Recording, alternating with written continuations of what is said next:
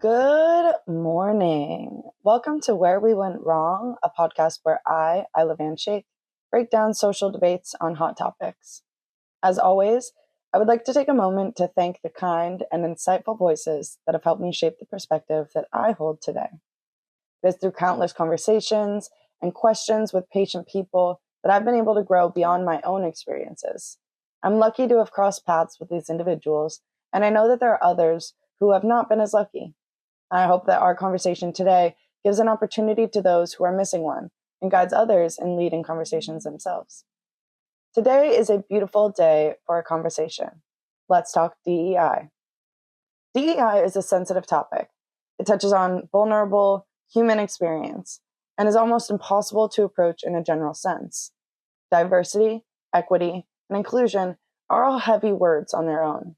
They're complex concepts and they lack universal definitions. When complex terms are tied together, simplified to an acronym, their meaning grows muddy. So in order to figure out where we went wrong, we've got to start from the very beginning. Together, we'll go through some key steps to reframing DEI, first breaking down how misconceptions and fear-mongering have led to the weaponization of the term, and then figuring out where we go from there. Some of you listening may be confused, like I once was, that anyone could see DEI as anything but standard. Again, at baseline, efforts towards diversity, equity, and inclusion seem like they could be nothing but positive. And see, this is where my perspective held me back. Instinctually, I felt that because I thought something was right, everyone around me would agree. But the more I took a step back, the more I understood why people might be resistant. And this is not at all to say that I agree with them, but understanding the root of misconceptions or hesitations is a great way to find a starting point for conversation. No one wants to argue, but when attacked, our instinct is to defend. If somebody feels threatened by DEI efforts, for whatever reason that may be, they're not going to openly embrace a civil conversation about DEI.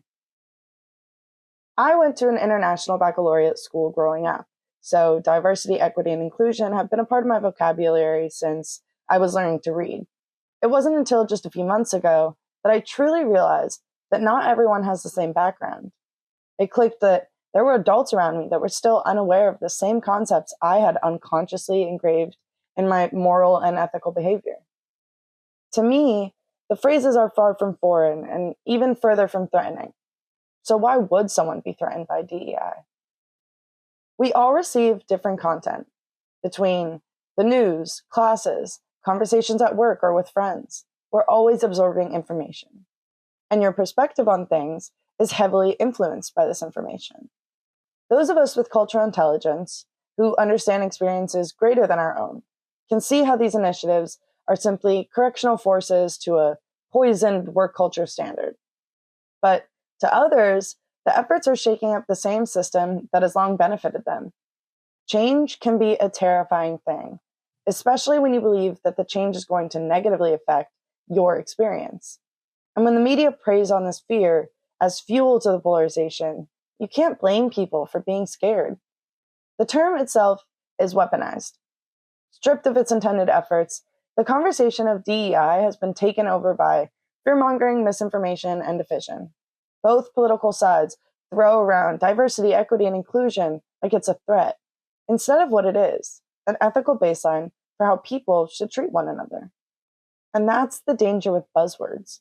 The more we lean on catchphrases, the farther we drift from what actually works. When a concept gets squeezed into a trendy acronym, its meaning gets watered down, stretched thin, and eventually reduced to nothing, just noise. If we want to foster a culture of belonging, we can't just jump into the deep end, especially not if everybody can or even wants to swim. At the center of this whole mess is one big uncomfortable truth. We've missed the mark. We've launched initiatives, wrote policies, updated handbooks, and rolled out training modules, but forgot that not everyone has the same lens. And that's why the conversation feels so stuck. We're trying to build belonging on top of misunderstanding, mistrust, and flat out confusion. If somebody doesn't have a moral drive towards universal belonging, if they don't understand why these differences matter, or how they shape someone's experience, they're not going to connect with DEI, no matter how many initiatives we throw at them. And how in the world could we ask those people to welcome efforts towards an issue that they don't even think exists?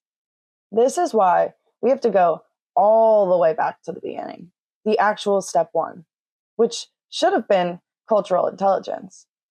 It's the missing layer that turns DEI from a checklist into something people can actually practice, understand, and genuinely buy into. But it's turned into an optional afterthought. Until we rebuild that foundation, we're going to keep watching DEI get twisted, diluted, and misrepresented. A solid baseline of cultural intelligence would clear up so much of the messy middle. It would bring the conversation back to true intentions of DEI and away from the political circus wrapped around it. We have somehow removed the human experience from DEI, instead transforming it into a political object. And once something gets framed as a threat, people stop listening. But if we just slow down, if we focus less on the buzzword and more on the skills, learning, and empathy behind it, we'd realize that the problem isn't in DEI. The problem is us. We've stopped explaining it. We've stopped teaching it. We've stopped contextualizing it. And that's exactly why cultural intelligence has to come first. It's the bridge that moves people from fear to understanding, and from understanding to real, sustainable change. Cultural intelligence is not an optional skill, not in a nation as diverse as this one. And when we refuse to teach it, when kids grow up without language for difference, respect, or perspective taking, we hold ourselves back. Diversity isn't going away. It's only growing stronger. And here's where the conversation shifts. Because the need for cultural intelligence shouldn't be simplified. It should be ingrained. It should be a part of basic professional training. And in the same way we learn to type, sign our names, raise our hands, and listen to our teachers, we should be learning to understand the people we live with, work with, and communicate with. Cultural intelligence is the foundation for understanding the people we work with, represent, and serve. It should be a prerequisite to the professional world. Instead, somewhere along the way, it became an elective, and we treat DEI as an extra, something you attend a workshop for once a year and check off your list. But that's not enough. You know it isn't. I know it isn't. Not even close.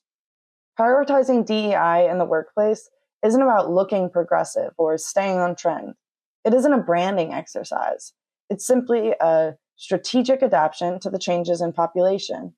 Considerations towards DEI are genuinely essential to maintaining authenticity in our messaging.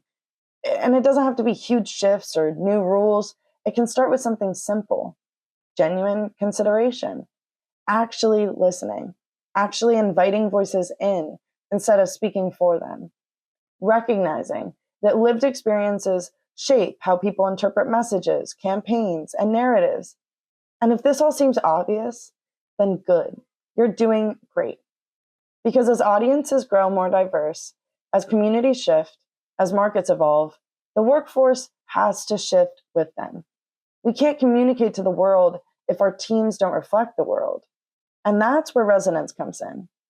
Resonance is that moment when a message feels like it could have been created by the audience themselves, when it lands, when people feel seen, not targeted, included, not pandered to. And you can't fake that. You can't guess your way there. You can't shortcut it with buzzwords. Resonance happens when the people crafting the message understand the people receiving it, when the barrier between brand and audience disappears, and when communication feels shared, not delivered. In public relations, that's the dream. That's that magic that we're all looking for. And the more that I reflect on my own experiences, the assumptions I carried, the things I didn't know, the more that I realize how much richer and more honest our work becomes when we're committed to true belonging. Every professional should be learning how to create that sense of belonging for everyone they speak to. It's not radical, it's responsible, and it's not political, it's human. It's not complicated, it just requires care. And if we really want to move forward, this is where we start, with cultural intelligence, with empathy, and with the courage to understand before we act. Starting from scratch can be intimidating, but as we always say, there is strength in admitting where you went wrong. Thank you again for another wonderful conversation. I hope you feel inspired and well equipped to continue the conversation outside of our time today. Have a beautiful and culturally intelligent rest of your day. Until next time.